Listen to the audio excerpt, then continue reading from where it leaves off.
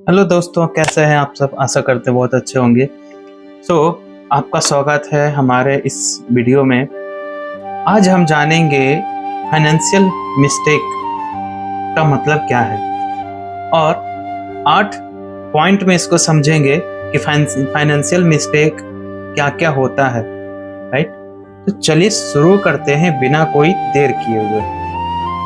Financial mistake ये 2 शब्दों से बना है। सबसे पहला शब्द है फाइनेंस। फाइनेंस मतलब पैसा, अकाउंट। मिस्टेक मीन्स गलती, है ना।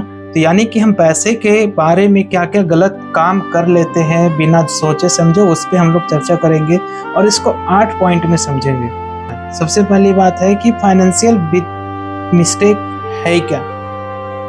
फाइनेंशियल मिस्टेक अगर सीधी सीधी बात में हम समझते हैं तो क्या है, पैसे को सही जगह सही समय से ना इस्तेमाल करना ही फाइनेंशियल मिस्टेक कहलाता है। यानी कि हमें पता ही नहीं चलता है कि हम जो खर्च कर रहे हैं वो सही जगह पे खर्च हो रहा है, इसका उपयोग क्या है। अगर जो हम खर्च कर रहे हैं क्या ये सही जगह पे खर्च हो रहा है या इसका गलत जगह उपयोग हो रहा है, ये अगर हम नहीं समझ पा रहे हैं और पैसे खर्च कर रहे हैं यानी कि वो एक तरह से गलती कर रहे हैं। तो इसमें हम सबसे पहला पॉइंट क्या समझेंगे, बिना सोचे समझे खर्च करना। बिना सोचे समझे कहीं कोई दोस्त मिला, चलो पानी चाय पिला तो चले गए, कुछ खरीदने का मन कर गया जाके खरीद के आ गए। ऐसे बहुत सारे ऐसे काम हम लोग करते हैं जिसका कोई मतलब नहीं बनता है, बस मन कर गया कि ये करना है, हमने जाके कर दिया और वो पैसे वहां पे खर्च हो गया। यानी कि एक तरह से फिजूल खर्ची भी इसको बोल सकते हैं। फिजूल खर्ची, बिना कोई मतलब का खर्च कर देना। दूसरा जो सबसे बड़ा मिस्टेक होता है, हम क्या है ना, सेविंग्स नहीं करते हैं। सेविंग्स की मीन्स अगर हम 10,000 रुपया सैलरी कमा रहे हैं, 50,000 रुपया कमा रहे हैं, तो हमारा एक टारगेट होना चाहिए कि कुछ भी हो जाए हमको इतना हर महीने का सेव करना ही करना है। यानी कि आप खुद के लिए एक टारगेट बना दीजिए कि 10% उसमें से हमें निकाल देना। यानी कि मैं अगर 50,000 रुपया आप कमा रहे हैं तो 10% 5,000 रुपया अगर होता है तो 5,000 रुपया को आप साइड कर दीजिए, उसको कोई भी हालत में खर्च नहीं करना है। राइट। तीसरा पॉइंट होता है इमरजेंसी फंड नहीं बनाना। इमरजेंसी फंड, इमरजेंसी किसको कहते हैं, या तो कोई ऐसा बीमारी आ गया, या हम कहीं जॉब कर रहे थे, वो कंपनी ने या तो हमको हटा दिया या तो किसी कारणवश हमने कंपनी छोड़ दी। तो उसमें क्या प्रॉब्लम होता है कि एकाएक आपको आर्थिक प्रॉब्लम आ जाता है और आमदनी रुक जाता है, तो आप उस समय क्या करेंगे। यानी कि इमरजेंसी फंड मीन्स ऐसा पैसा जो किसी संकट में काम आने के लिए हमने क्या किया, उसको व्यवस्थित कर रखा है कि चलो 50,000 रुपये मैं फिक्स करके कहीं छोड़ देता हूँ, उसको ऐसे टाइम में इस्तेमाल करेंगे जब हमारे पास कोई ऑप्शन ना हो। अब आते हैं चौथा पॉइंट पे, जो कि लोन और क्रेडिट कार्ड का एक बहुत बड़ा महाजाल बना पड़ा है, जिसमें हम लोग क्या है उलझ के रह जा रहे हैं। ये कैसे उलझन कैसे होती है, ऐसा समझिए। होता क्या है, हम दिखावा के चक्कर में पड़ जाते हैं। दिखावा मीन्स आपने देखा हो कि आईफोन है ना, आईफोन लेने के लिए लोग किडनी बेच रहे हैं। रात रात भर लाइन लग के खड़े हैं दरवाजे पे, दुकान के दरवाजे पे कि सबसे पहले आज मैं खरीदूंगा आज का लॉन्चिंग में। तो ये क्या हुआ, ये एक तरह से कहने का मतलब है कि ये लोन और क्रेडिट कार्ड ऐसे ही जगहों पे हमें हमारे पास आ जाता है। क्यों? क्योंकि अगर आप 1.5 लाख का फोन खरीदने गए तो जरूरी नहीं कि 1.5 लाख आप कैश लेके जाए। हो सकता है 20,000 रुपये 25,000 रुपया, उसके बाद का जो पैसा बच रहा है आप उसको EMI पे कर दे रहे हैं, नहीं तो फिर क्रेडिट कार्ड के द्वारा परचेज कर रहे हैं। तो क्रेडिट कार्ड में भी तो पेमेंट करना पड़ता है हमें। तो सिंपल सा इसका मतलब ये हुआ कि लोन्स और क्रेडिट कार्ड का गलत इस्तेमाल, यानी कि EMI ना चुकाना या फिर ज्यादा क्रेडिट ले लेना। मान लीजिए कि आपकी आमदनी 50,000 है और आप क्रेडिट कार्ड 2 लाख का लेके घूम रहे हैं। खर्च का तो आप रोक नहीं पाएंगे ना, खर्च तो करते ही चले जाएंगे, बट आमदनी ही नहीं, उसको मैनेज कैसे कर पाएंगे। अगले पॉइंट पे आते हैं, 5वां पॉइंट पे, इन्वेस्टमेंट ना करना या गलत जगह निवेश कर देना। 5वां जो पॉइंट है, अब इसको ऐसे समझिए, सबसे पहले तो हम इन्वेस्टमेंट ही नहीं करते, ये तो करना चाहिए। या फिर कोई ऐसा जगह पे इन्वेस्टमेंट कर देते हैं जहां से रिटर्न आने का चांस नहीं है, या फिर बहुत कम रिटर्न दे रहा है, या किसी के बहकावे में आके हमने भी लगा दिया। राइट। तो इन सब चीज़ों को देख और समझ करके इन्वेस्टमेंट करना चाहिए और सही जगह पे करना चाहिए। अगर आपको जानकारी नहीं है तो आप किसी एक्सपर्ट से सलाह ले सकते हैं। क्यों? क्योंकि ये बहुत जरूरी है। अब आते हैं छठे पॉइंट पे, जिसका एक हमारे दैनिक जीवन में बहुत जरूरी हो गया है, इंश्योरेंस।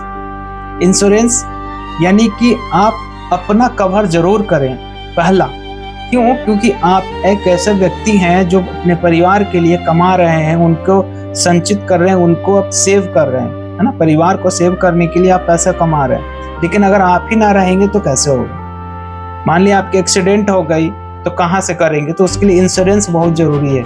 इस पे मैं एक अलग से वीडियो बनाऊंगा, लाइफ इंश्योरेंस क्या है, हेल्थ इंश्योरेंस क्या है, आगे मैं इस पे बताएंगे। लेकिन इंश्योरेंस ना लेना भी एक फाइनेंशियल मिस्टेक के नंबर में ही आता है, ठीक है। अब आते हैं आगे 7वां नंबर पे, जो है टैक्स प्लानिंग ना करना। टैक्स प्लानिंग यानी कि जो हमारा नियम कानून है गवर्नमेंट का, है ना, उसको हम अगर नहीं जान रहे हैं या फिर बेवजह किसी का भी पैसा बोला भाई मेरे अकाउंट से, अपने अकाउंट पे मंगवा दो बाहर से, मैंने क्या क्या मंगवा दिया, लेकिन आपका तो टैक्स लग जाएगा ना। आप क्या करेंगे? आपको तो टैक्स देना ही पड़ेगा। गवर्नमेंट तो देखेगी आपने मंगवाया किसका, तो उससे उसको कोई मतलब नहीं है। तो इस तरीके से टैक्स प्लानिंग भी बहुत ज़रूरी है। अगर आप नौकरी कर रहे हैं तो टैक्स बचाना भी है, तो उसके लिए इंश्योरेंस करिए, उसके लिए कुछ ऐसे इन्वेस्टमेंट करिए जहाँ से कि टैक्स फ्री हो। तो इन सब चीज़ों पे भी ध्यान ना देना एक फाइनेंशियल मिस्टेक है। अब आते हैं 8वें नंबर पे, फाइनेंशियल गोल नहीं बनाना। कहने का मतलब फाइनेंशियल गोल मीन्स हमें कोई प्रोडक्ट खरीदना है तो कितने बजट में खरीदना है, कब तक खरीदना है, क्या हम उसके लिए सक्षम हैं कि नहीं है। इन सब चीज़ों को बिना कैलकुलेट किए हम पैसा खर्च करते चले जाते हैं बिना गोल बनाए, वो होता है फाइनेंशियल गोल नहीं बनाना, राइट। बिना लक्ष्य के पैसा को खर्च करते जाना। अगर आप एजुकेशन की बात करें तो बच्चों के लिए एक निर्धारित कर लीजिए कि हमें इतना खर्च करना और इस तरीके से खर्च करना, ये फाइनेंशियल गोल हो गया। कहीं अगर जमीन लेना है या फिर कुछ घर लेना है या फिर अपना रिटायरमेंट के बाद क्या करना है, फाइनेंशियल गोल ऐसा होना चाहिए कि हम रिटायरमेंट के बाद हमें किसी से हाथ नहीं फैलाना पड़े। जैसे अभी मैं सुन रहा था HDFC लाइफ इंश्योरेंस में भी एक आता है जो कि आपको रिटायरमेंट के बाद इन सब झंझटों से बचा लेता है, राइट। तो ये 8वां पॉइंट भी था, फाइनेंशियल गोल ना तय करना। तो दोस्तों हमने आज बात किया फाइनेंशियल मिस्टेक के 8 पॉइंट्स, राइट। 8 वैसे कारण जिसको हम फाइनेंशियल मिस्टेक की गिनती में रखते हैं, जो हमें कहीं बताया पढ़ाया नहीं जाता है। तो अब इसको कुछ पॉइंट में समझते हैं, इसका सही कदम क्या है, करना क्या चाहिए। पहला पॉइंट है, हर महीने का बजट बनाइए। हर महीने अपने हर एक चीज का बजट बनाइए, हमारे किस चीज पे कितना खर्च हो रहा है। दूसरा, 10 से 20% प्रयास करें कि उसको सेविंग किया जाए। अगर आप 1 लाख कमा रहे हैं तो उसका 10% आप एवरेज निकाल लीजिए कि बजट के हिसाब से मेरा कितना सेविंग हो रहा है, हर हाल में उसको करना चाहिए। इमरजेंसी फंड के लिए 6 महीने का मैक्सिमम कहा जाता है कि 6 महीने का आपको बैकअप रखना चाहिए। यानी कि अगर आप काम करने से छूट गए, कहीं नौकरी छूट गई, 6 महीना का आपको काम करना नहीं पड़े फिर भी आपको दिक्कत ना है, तो ऐसा सिस्टम आपको बनाना पड़ेगा, बैकअप प्लान बनाना पड़ेगा। इंश्योरेंस और इन्वेस्टमेंट, ये 2 ऐसी चीजें हैं जो आपके आने वाले लाइफ को हमेशा कवर करके रखेगा। इन्वेस्टमेंट यानी अगर आप जमीन में क्या पैसा लगाते हैं, इमरजेंसी पड़ गया तो क्या करेंगे, आप उसको बेच सकते हैं, है ना। तो उसी तरीके से गोल्ड वगैरह भी हो गया, बहुत सारी ऐसी चीजें हैं, आपको एक्सपर्ट लोग बताएंगे इसके बारे में। फिर है फाइनेंशियल एजुकेशन को बढ़ाएं, अपने आप को एक फाइनेंस सेक्टर में खुद को एजुकेट करने पे प्रयास करें, राइट। तो ये कुछ ऐसे पॉइंट्स हैं जो हमें स्कूल कॉलेज इन सब जगहों पे बताए नहीं जाते हैं। मैं चाहता हूं कि इस पे आप लोग मिलकर काम करें। हाँ, अब रही बात कि अगर आपके कोई और सजेशन है, अगर आप इसमें कुछ ऐड करना चाहते हैं तो कमेंट कर सकते हैं या फिर मुझे पर्सनली वीडियो बना के भेज सकते हैं। हम दोनों मिलकर इस पे बात करेंगे और हम भी कुछ सीखेंगे, आप भी कुछ सीखेंगे, राइट। तो इस वीडियो में बने रहने के लिए बहुत बहुत धन्यवाद। अगर आपको ये जानकारी बेहतर लगी होगी, अच्छी लगी होगी, तो आप इसे लाइक शेयर सब्सक्राइब जरूर करें ताकि और भी लोगों को इसका फ़ायदा मिल सके। तब तक के लिए हमारे इस चैनल पे बने रहने के लिए बहुत बहुत धन्यवाद।